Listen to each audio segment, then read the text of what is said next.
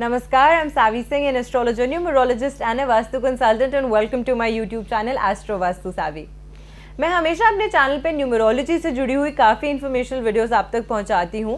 और हमने single numbers की तो काफ़ी ज़्यादा चर्चा इस चैनल पे कर ली है और अक्सर लोग टाइम एंड अगेन मुझसे पूछते हैं कि मैम हमारे लिए डेडिकेटेड वीडियोस भी आप बनाइए कि हमारा जन्म किसी पर्टिकुलर तारीख पे हुआ है, किसी डबल डिजिट तारीख पर हुआ है, तो उस डबल डिजिट का किस तरीके की एनर्जी जो है वो हमारी लाइफ में मैनिफेस्ट होती है। बहुत लंबे टाइम पहले मैंने नंबर 1 यानी कि मूलांक 1 से प्रभावित जो व्यक्ति हैं उनकी वीडियो डाली थी और जिसमें हमने स्पेसिफिकली 19 अंक की थी जो बात करी थी और मैंने आपको बताया था कि 19 अंक को एक कार्मिक ऋण का अंक कहा जाता है और इसकी वजह से अक्सर देखा गया है कि लोगों की लाइफ में कई सारी डिफिकल्टीज जो है वो मैनिफेस्ट होती हैं। तो आज की ये जो वीडियो है वो स्पेसिफिकली उन्हीं लोगों के लिए है जिनका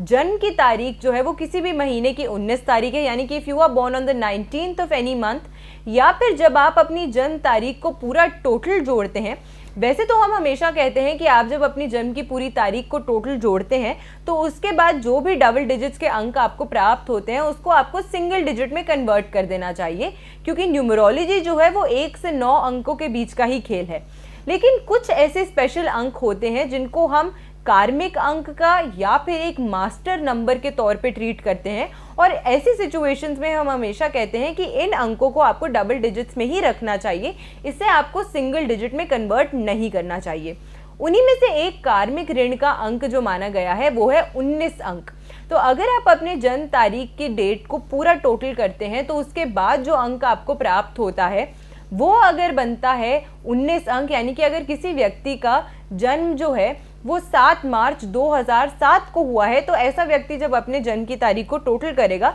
तो उसको 19 अंक प्राप्त होगा। तो इसको आपको डबल डिजिट में नहीं करना है, आपको ऐसे ही कैलकुलेट करना है।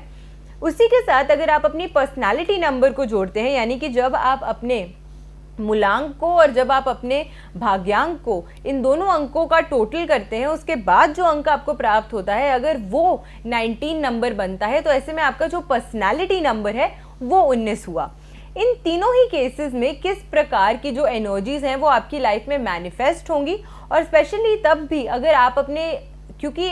न्यूमरोलॉजी जो है वो अंकों का तो खेल है ही, लेकिन अल्फाबेट्स को भी स्पेशल अंक जो हैं वो गवर्न करते हैं। तो जब आप अपने पूरे नाम को भी कैलकुलेट करते हैं, उसकी न्यूमेरिकल वैल्यू को समझते हैं, तब भी अगर 19 अंक आपको मिलता है, चाहे वो आपके फर्स्ट नेम से हो या फिर अपने पूरे फर्स्ट एंड सरनेम कंबाइंड से 19 अंक की प्राप्ति अगर आपको होती है, तो ये वीडियो जो है वो आप सभी के लिए स्पेसिफिकली सबसे पहले तो डेडिकेटेड है। 19 अंक को एक कार्मिक ऋण का अंक माना जाता है, यानी कि 19 number is considered to be a karmic date number. ये एक ऐसा अंक माना गया है जो आपकी पूर्व जन्म से, आपकी पास्ट लाइफ में जो भी दिक्कतें आई थी या जो भी गलतियां आपने करी थी उसका जो लोन है वो आपको अपनी इस प्रेजेंट लाइफ में चुकता करना पड़ रहा है। अब ये ऋण क्यों आया, किस वजह से आया, ये समझना ज़रूरी होता है और फिर आप ये समझ पाएंगे बेहतर तरीके से कि उस ऋण की वजह से या उन गलतियों की वजह से आपकी करंट लाइफ में किस प्रकार की चुनौतियाँ, किस प्रकार के चैलेंजेस जो हैं वो मैनिफेस्ट हो रहे हैं। अक्सर देखा गया है कि वो व्यक्ति जो 19 अंक से अपनी लाइफ में प्रभावित होता है वो बहुत छोटी उम्र से ही अपनी लाइफ में डिफ़िकल्टीज और चैलेंजेस का सामना करता है, यानी कि फैमिली में बहुत सारे लोग होने के बावजूद भी एक अकेलापन महसूस करना, या फिर हमेशा बहुत सारे लोग इनके आसपास होते तो हैं लेकिन इनको सहायता कभी भी किसी भी प्रकार से किसी भी व्यक्ति से नहीं मिलती है। छोटी सी उम्र से ही ऐसा देखा गया है कि ऐसे व्यक्ति जो होते हैं इनको किसी की भी असिस्टेंस या गाइडेंस या हेल्प जो बच्चों को चाहिए होती है वो नहीं मिलती है। इन्होंने जो भी कार्य किया होता है वो अपने खुद के बलबूते पे ही किया होता है, चाहे वो स्कूल से कॉलेज जाना हो या फिर कॉलेज से जॉब में जाना हो। तो यानी कि ये अपनी लाइफ में जैसे जैसे ग्रो करते जाते हैं वैसे वैसे ये रियलाइज़ करते हैं ओवर द टाइम कि इन्होंने जो भी चीज़ें अपनी लाइफ में हासिल की हैं वो अपने खुद के बलबूते पे करी हैं, बिना किसी के सपोर्ट के बलबूते पे करी हैं। ऐसा नहीं है कि लोग इनके आसपास इनकी मदद करना नहीं चाहते हैं, लेकिन क्योंकि आपके पूर्व जन्म के जो कर्म थे वो इसी प्रकार के हैं कि इस जन्म में आपको सही प्रकार की जो सहायता है वो प्राप्त ना हो पाना ही एक तरीके से आपका जो ऋण है उसको चुकता करने का तरीका है। तो क्योंकि आपकी पास्ट लाइफ में आपसे कुछ ऐसी गलतियां हो गई हैं जिसकी वजह से इस जन्म में जिस प्रकार की आप सपोर्ट या जिस प्रकार की आप चाहते हैं कि सहायता आपको अपने आसपास के दोस्तों से या फिर आपको अपने परिवार के सदस्यों से मिले, वो आपको किसी न किसी प्रकार से उस चीज़ से आप लोग हमेशा वंचित रहते हैं। उस चीज़ से हमेशा आप लोग देखेंगे कि ऐसे व्यक्ति जो होते हैं वो अपने आप को एक ऐसी स्थिति में पाते हैं जहाँ पे उन्हें वो राइट अमाउंट ऑफ सपोर्ट या वो राइट अमाउंट ऑफ स्टेबिलिटी जो है वो अपने क्लोज्ड वन से या अपने लव्ड वन से नहीं मिल पाती है। ये देखा गया है कि ऐसे लोग जो होते हैं वो छोटी सी उम्र में ही खुद का भी जो पूरा बोझ होता है वो भी सहन करते हैं, यानी कि they provide for themselves also, और धीरे धीरे बड़े होते जाते हैं तो इनके आसपास के भी जो लोग होते हैं, इनके जो फैमिली भी होती है, उनका भी धीरे धीरे करके जो एक तरीके से रिस्पॉन्सिबिलिटी होती है वो इनके कंधों पे आ जाती है। यानी कि छोटी सी उम्र से ही ऐसे लोग जो होते हैं वो बहुत ज़्यादा रिस्पॉन्सिबिलिटीज़ के नीचे दब जाते हैं। अपने लिए तो प्रोवाइड करते ही हैं लेकिन अपनी फैमिली के भी सोल प्रोवाइडर्स धीरे धीरे करके ऐसे व्यक्ति जो होते हैं वो बन जाते हैं। एक दिक्कत जिसका इनको सामना करना पड़ता है अपनी लाइफ में वो ये है कि ऐसे लोग जो होते हैं ये ईगोइस्टिक होते हैं अपनी नेचर में। ये बोलेंगे नहीं इस बात को या शायद एक्सेप्ट भी ना करें या बड़ी मुश्किल से एक्सेप्ट करें, लेकिन acceptance is the only key to changing your life for the better. ये वीडियो सिर्फ आप देख रहे हैं स्पेसिफिकली, और अगर आप कोई ऐसे व्यक्ति हैं जो 19 अंक से प्रभावित होते हैं तो सेल्फ इंट्रोस्पेक्शन करके ये समझने का प्रयास ज़रूर कीजिएगा कि हो सकता है कहीं ना कहीं इस कमी की वजह से ही आपकी लाइफ में इतनी सारी दिक्कतें जो हैं उसको आप आमंत्रित कर रहे हैं। पास्ट लाइफ में भी और इस करंट लाइफ में भी ऐसे लोग अपनी नेचर में डोमिनेटिंग और ईगोइस्टिक होते हैं, जिसके कारण अक्सर देखा गया है कि जब इन लोगों को एक्चुअली लोगों की हेल्प चाहिए भी होती है या सहायता चाहिए भी होती है तो खुल के दूसरों से ये लोग कभी भी मदद नहीं मांग पाते हैं। जब भी किसी से मदद मांगने की बारी आती है तो इनकी जो ईगो या इनकी जो प्राइड है वो इनके आड़े आ जाती है, वो कहीं ना कहीं बीच में एक ऑब्स्टिकल क्रिएट करती है, जिसकी वजह से ये लोग खुद भी आगे बढ़ के कभी भी किसी की हेल्प या किसी की एक्नॉलेजमेंट, किसी भी काम को कंसिडर नहीं करते हैं या मानते नहीं हैं। ये अंक जो है भले ही ये अगर आप 1 + 9 को कंबाइन करें तो ये सूर्य का अंक बनेगा, अंक 1 बनेगा। 1 + 9 = 10 विच इज इक्वल टू 1, सूर्य का अंक है। तो नेतृत्व की क्षमता तो ऑब्वियसली इन लोगों के अंदर अच्छी होती है। दूसरी चीज़ ये है कि 19 की जब हम बात करते हैं तो वो सूर्य और मंगल का कॉम्बिनेशन है, जिसे सूर्य और मंगल का कॉम्बिनेशन एस्ट्रोलॉजी के अनुसार बहुत ही अच्छा कॉम्बिनेशन कंसिडर किया जाता है। इवन इंडिविजुअली एज न्यूमरोलॉजी भी ये एक बहुत ही बेहतरीन कॉम्बिनेशन कंसिडर किया जाता है। लेकिन जब ये 19 अंक के रूप में प्रभावित हो जाता है, जब ये 19 नंबर के रूप में किसी व्यक्ति की लाइफ में मैनिफेस्ट होता है, तो इसका मतलब ये हुआ कि सूर्य और मंगल की अच्छी नहीं बल्कि जो नेगेटिव ट्रेट्स हैं, नेगेटिव कैरेक्टरिस्टिक्स हैं, वो एक व्यक्ति की लाइफ में ज़्यादा प्रभाव डालने लग जाते हैं। सबसे पहले 1 और 9 दोनों ही ये जो अंक हैं ये दोनों अग्नि तत्व ग्रहों से प्रभावित होते हैं। Sun and Mars are both considered to be fiery planets. तो जब फायरी प्लैनेट्स एक व्यक्ति को गवर्न करते हैं और वो भी ऐसे सिचुएशन में जहाँ पे ये कार्मिक ऋण का अंक होता है, सबसे पहले ऐसे लोग जो होते हैं अक्सर देखा गया है कि ये शॉर्ट टेम्पर्ड होते हैं। इनको बहुत आसानी से गुस्सा आ जाता है, छोटी सी बात पे भी या छोटी सी माइनर इनकन्वीनियंस पे भी इनको बहुत ज़्यादा गुस्सा आ जाता है, और इनके लिए अपनी एंगर इश्यूज़ को मैनेज करना ही एक बहुत बड़ी टास्क जो है वो हो जाता है। दूसरी चीज़ ये है कि एक अंक में नेतृत्व करने की यानी कि लीडरशिप स्किल्स, लीडरशिप क्वालिटीज़ जो होती हैं वो बहुत अच्छी होती हैं, लेकिन इनकी लीडरशिप क्वालिटीज़ होने के बावजूद भी उस प्रकार का रिकग्निशन या फिर समाज में उस प्रकार की रिस्पेक्ट जो है या फेम जो है वो उनको नहीं मिल पाती है। यानी कि पूरी शिद्दत से अपना काम तो करते हैं लेकिन इनका जो काम है उसको उतनी रिकग्निशन, चाहे वो मॉनेटरी वेज में हो या फिर रिस्पेक्ट के फॉर्म में हो, इमोशनल वेज में हो, वो कभी भी जो है वो कन्वर्ट नहीं हो पाती है। इसी के साथ ये भी देखा गया है कि एट टाइम्स क्योंकि ये फ्रस्ट्रेट हो जाते हैं तो इनकी नेचर में डोमिनेटिंग नेचर हो सकती है और सेल्फिश बिहेवियर जो है वो भी ओवर द टाइम डेवलप हो सकता है ऐसे लोगों के अंदर। तो कई बार देखा गया है कि ऐसे लोग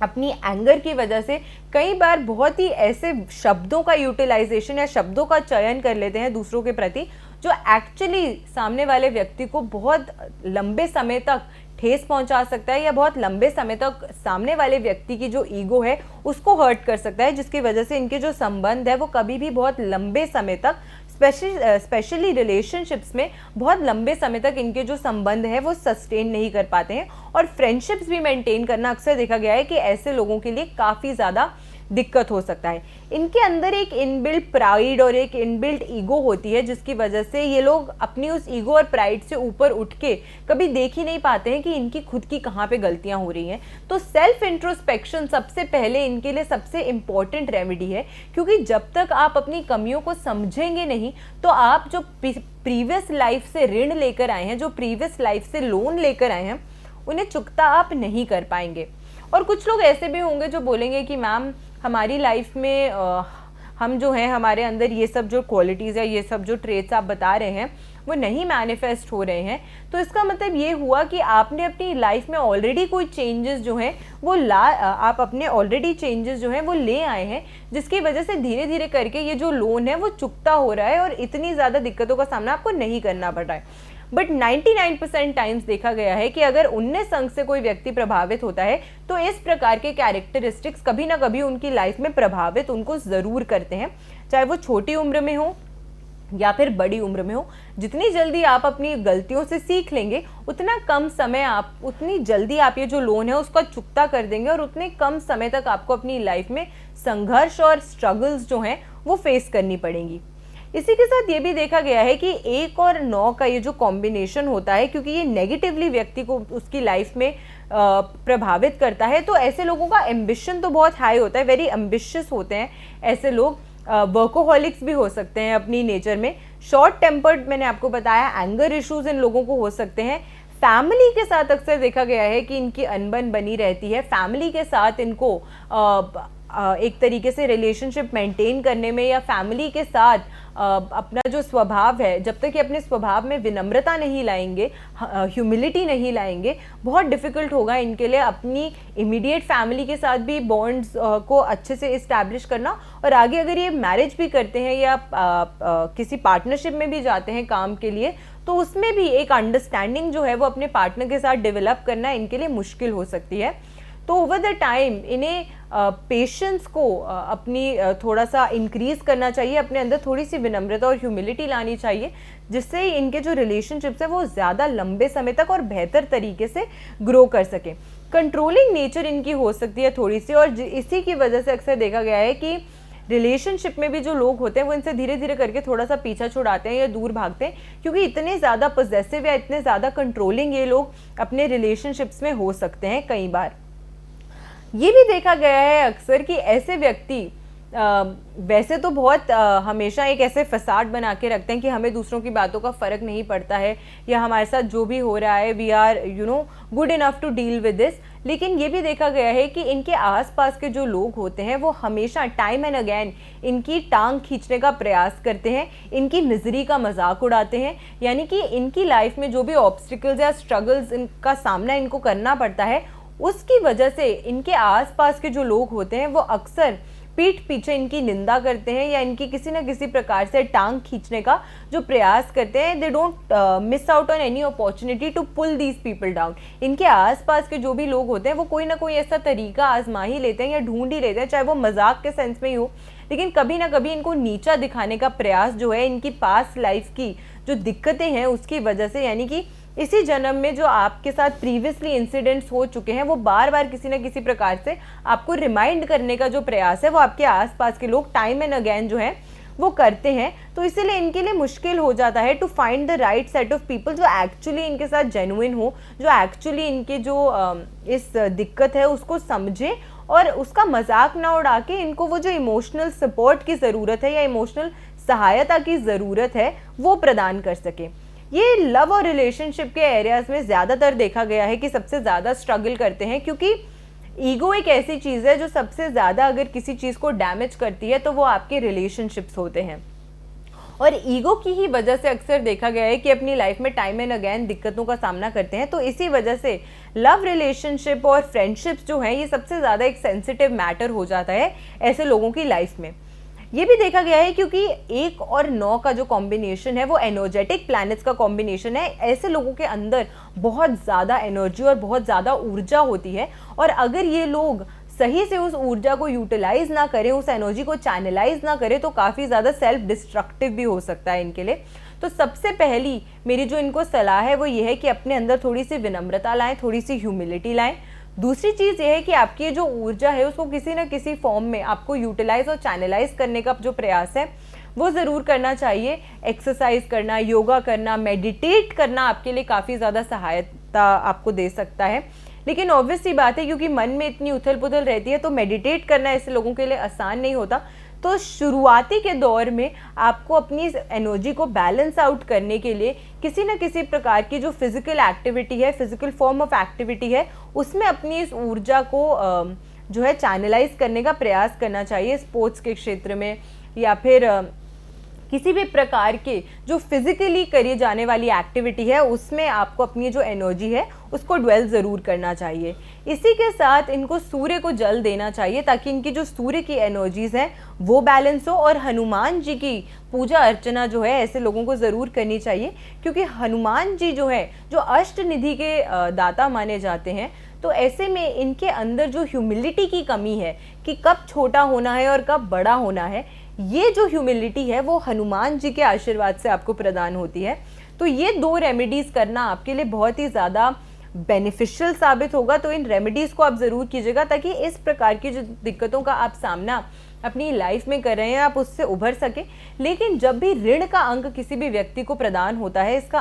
अर्थ सीधा यही होता है कि पास्ट लाइफ में की गई जो आपकी दिक्कतें थी या पास्ट लाइफ में की गई आपकी जो गलतियां हैं वो इस लाइफ में मैनिफेस्ट हो रही हैं दिक्कतों के फॉर्म में। तो इसीलिए आपको पहले से जो आप ऋण अपने साथ लेकर आए हैं, पहले से जो आप लोन अपने साथ लेकर आए हैं, उसे आपको चुकता तो करना ही पड़ेगा। और उसके बाद अपने कर्मों को बेहतर करके अपने कर्मों को आपको सुधारना चाहिए ताकि आने वाली जो भी आपकी ज़िंदगी है, जो भी टाइम है, उसमें इन दिक्कतों का सामना धीरे धीरे करके आपकी लाइफ से साइड हो जाए। तो आशा करती हूँ आपको आज की वीडियो अच्छी लगी हो। वीडियो अगर अच्छी लगी हो तो अपने फ्रेंड्स एंड फैमिली के साथ इस वीडियो को शेयर ज़रूर कीजिएगा, ज़्यादा से ज़्यादा लोगों तक वीडियो को पहुँचाइएगा। और कमेंट सेक्शन में हमें ज़रूर बताइएगा कि आपको वीडियो कैसी लगी और कितनी बातें आपके साथ आज की इस वीडियो में रेजोनेट करी। ऐसी बेनिफिशियल वीडियोज़ के साथ फिर से लौट कर आऊँगी इसी चैनल पर। आशा करती हूँ आपका दिन शुभ रहे।